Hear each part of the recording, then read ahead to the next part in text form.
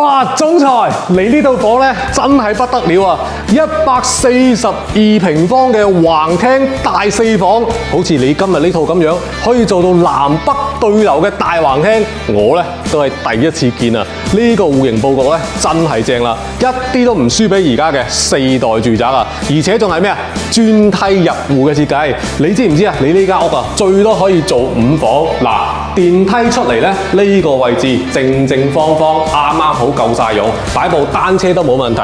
一共5房啊，其中一個咧就係呢度嘅洗衣房啦。你睇呢個空間夠唔夠大咧？嗱，必不可少嘅睇下個廚房先，好多啲廚房咧都好細嘅，小家子氣。但係你睇你屋企嘅廚房夠晒大啊！哇，呢個空間咧真係唔錯。我最中意咧都係呢個光線，南北對流，兩面採光，呢啲咁樣嘅佈局嘅4房橫廳，我喺呢度中山咧都係第一次見啊！全屋咧幫你裝好晒鴻蒙智能家居系統，你屋企嘅智能生活咧從而家就開始啦。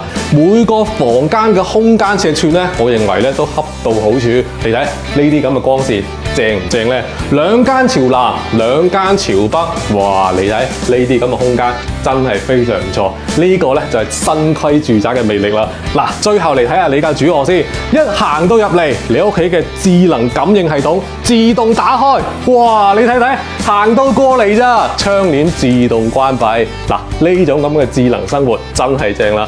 中山城區改善，今日呢套142平方橫廳大4房，我覺得啊，你一定中意。